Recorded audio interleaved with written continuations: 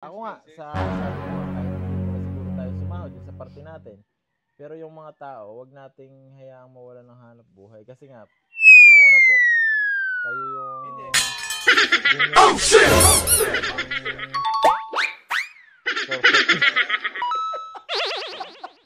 Hindi na po talaga.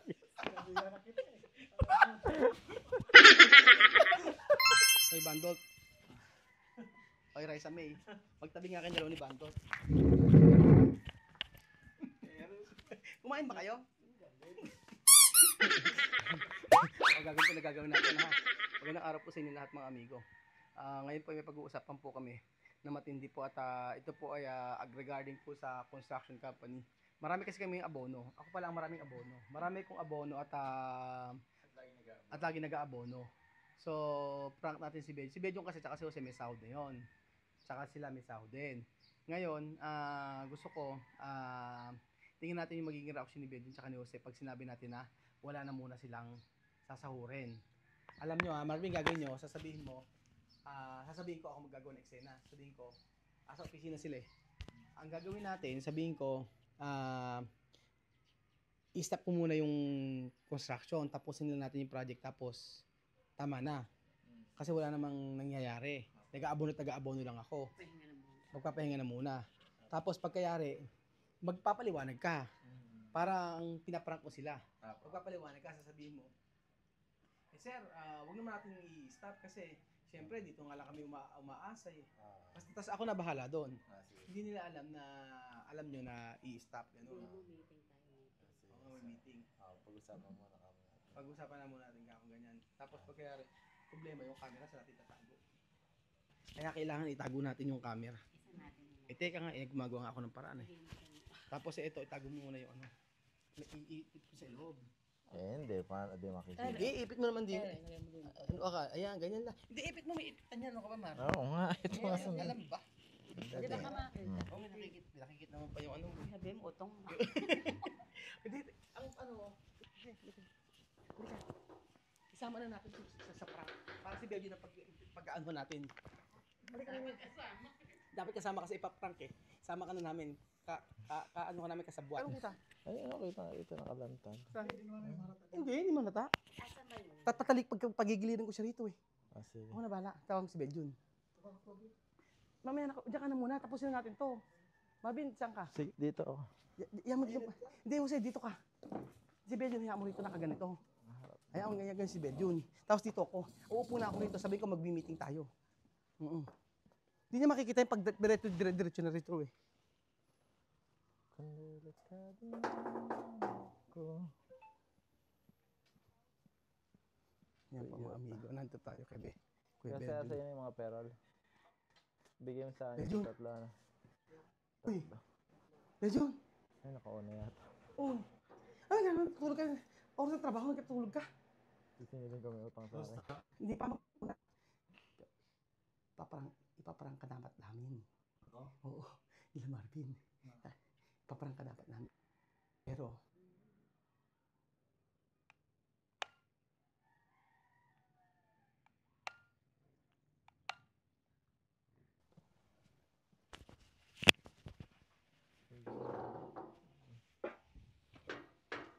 Belgian! Ano na? Yan sila Marvin dito. Ganda naman ng brand ng damit mo, sana all. Abay, natutulog dun eh. Ilang beses ko nang tinatapik eh. Hindi sumasag eh. Babas na kung tingnan mo kung parang Bay, hindi. Kasi nga ganito. Marami ng, mag-meeting tayo. Mag-meeting tayo sa about sa ano, sa... Instruction. Belgian, nakikinig ka ba? Di ka gumanong ka nga. Bay, tulala ka na naman. Hindi. Mag-meeting tayo. Ay, Belgian, di ka tumingin. Okay, nakikinig ko na yung ka. Di ka nga pa tayo. Doon ka. Tulala ka lagi. Importante to. Makinig ka. Ano na kami kanina, nag-usap na kami nila, ano. Seryoso to kasi ako yung nahihirapan na. Nakikinig ka ba? Ano, sila nakikinig? Sila nakikinig ako. Ano ba yan? Ulit-ulit.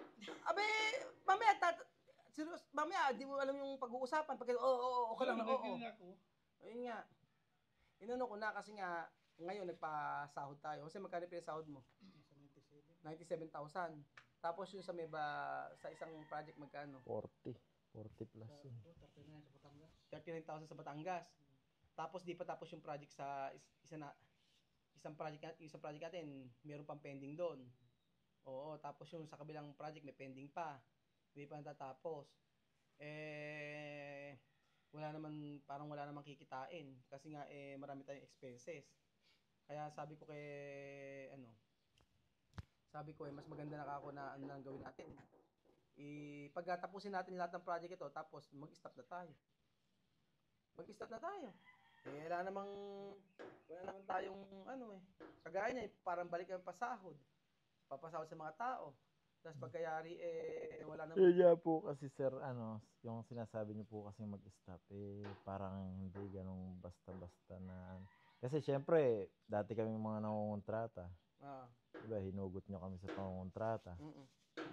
Although, hinikayat namin kayo at hinikayat namin nyo kami na magtayo tayo ng Kaya lang, syempre, mga binitawan na namin mga dati namin kinukontratahan, kahit yung mga maliliit, binitawan na namin.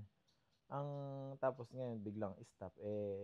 Tatapusin naman natin kontrata. Oo nga po. Paano kami magsisimula uli para kaming magsisimula na naman sa grade 1, maghahanap na naman kami ng panibagong makukontratahan namin. Saka yung mga tao, syempre, hindi naman basta-basta makakahanap ng trabaho. Kawawa din naman na yung kailangan po, yung decision, hindi naman po dapat padalos-dalos. Syempre, mahirap naman po na, unang-una, kayo, ginusto po natin yan, ginusto nyo din yan, ginusto nyo yan. Tapos ngayon, nung may konting mga ganyan na nag-aabono, bigla yung hihinto. Una nga po, sabi nga po dito, kaya po ako pumayag na gano'n na bumaba yung presyo dito sa ginawa ko sa inyo. Pumayag dito sa resort. Di ba pumayag naman siya rito? Hindi, kaya nga lang po, pinanghawakan ko nga po yung mga pangako nyo. Yun nga, mahirap ka. Siyempre, mahirap naman kontrata ka ng kontrata, tapos, yun lang, sapat-sapat lang. Anong pag-uusapan natin dito? Tapos Pag-uusapan nga sara na yung kumpanya. Yun nga sana gustong mangyari. Yun nga sana. Tapos lahat na nakuha na yan. Tigil na. Para makapag-stop na. Kasi kagaya niyan, ikaw, ang laki ng sahod mo, wala ka naman masyadong ginagawa. O, diba? Si Jose. Ang gawin nyo lang, bawas-bawasan nyo lang sahod. Kaya kay Marvin, sa disyo ko lang yun. Ano ba kung Marvin 2,000? Di gawin mo lang 1,000 muna. O kay ate, magkano? Magkano sahod niya? 600. 600 muna. Habang kuha muna tayo. Habang yung common. Maigse muna tayo. Hindi, pinapaliwanag ko naman din Kuya Bel yun. Sabi ko nga, kahit hindi muna siguro tayo sumahod yun sa party natin. Pero yung mga tao, wag nating hayaang mawalan ng hanap buhay. Kasi nga, unang-una po, kayo yung... Oh, shit!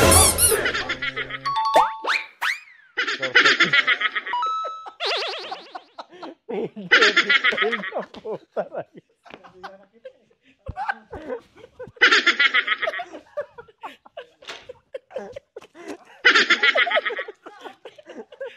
Bumagsak yung camera! Ayun. Nagagalit na si Marvin Unti-unti na ako mahugot. Siyempre, mas maganda yung para hindi niya muna makuha. Pag-vlog ka talaga namin.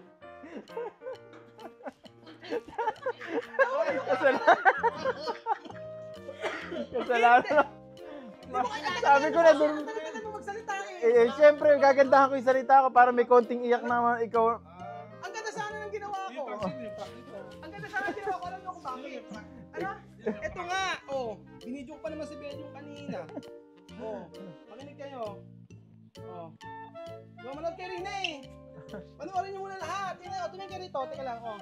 Tumingin kayo lahat din Benjo, tumingin kayo rito. Tumingin kayo lahat Ayan, tumingin kayo lahat Uy, presence of mind, Benjo. Prank to. Ayan, man. Ikaw ipaprank namin. Alam ni Benjo. Kaya lang hindi pumabursa Ang ending, ikaw ang Tumumba yan. Ikaw ang na-prank sa sarili mo. Ako na-prank. Ano mo? Maganda yung kakasabi mo. Ano mo? Uy, Lejon. Tulog na si Uy, ano naman, tulog ka. Ako sa trabaho, nagkatulog ka. Boss tayo. Hindi ba? Ipaparang ka dapat namin. Ako? Oo, Kuya Marvin. Ipaparang ka dapat namin. Pero, ang naisip ko, sila ang iprank natin. Ha? Sorry. Oo. Ang sasabihin namin, magagalit si Marvin, sabihin gano'n stop na kako yung company. Kasi nalulugi, wala namang naubos ang pasahod dahil sa mga pasahod nyo. Basta gano'n, sumain ko lang, tapos sabihin mo, tapos ano yun si Marvin. Paano sabihin mo? Paano hindi ka malulugi? Ang laki ng pasahod mo. Pasahod mo kay Marvin, napakalaki. Diba? Oo. Paano hindi mauubos lahat ng pera? Pasahod mo kay Marvin, magkano? Tapos si Madam, pinasasahod mo pa. Tapos si Ninang, pinapasahod mo pa. O si Ninong, pinasasahod mo pa. Tapos ikaw Ruel. Ako sabi mo, ikaw Ruel, yung sahod mo napakalaki. O talagang walang matitira sa pera. Wala, ako ang na-prank. Dapat kasi Mali kinalasuan eh. yung ano. Ala, dapat kasi yung camera eh. Bumili ka kasi ng Kasi camera kinakabahan mo, ko kanina si Pedro, nakaupo si Pedro kasi kanina dito. Alam ko, natanong ni Kuya Beljo. Nakatanong na sa camera. Hindi ko tanaw. Hindi mo natanaw. Kaya pinalipat kita dito, naiinis ako kasi nga tumitingin ka dito sa may camera, eh, andun yung camera. Hindi mo nakakita. Exposure.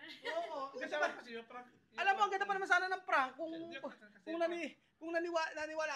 Kasi alam ko may camera kasi yung prank lang eh. Alam? Alam niya talaga may camera dahil Oh, sa pero inyo pero iba. hinahanap yung camera. Oo. Kasi alam ko yung prank. Alam ko. Kasi ayaw ko makita mo yung camera. Pag nakita mo yung camera dito sa dito, maghihinala sila na alam mo na yung prank. Hindi, pero alam ko, nakita niya na, kaya Hindi inaasahan mo ko. nakita eh. Inaasahan ko, sasakay ka ako to pag ano. Oo, yun nga, akong inisip ko, Wala nakita. kang camera. Kaya lang epic. Wala pa, Pedro. Sayang. Fail. Hirap kong ginagawa yung prank natin. Sinabi Ang mo. paprank ko talaga si Belgium. Ang paprank talaga Belgium talaga umpisa kayong dalawa. Dumating si Jose, sinama namin sa prank.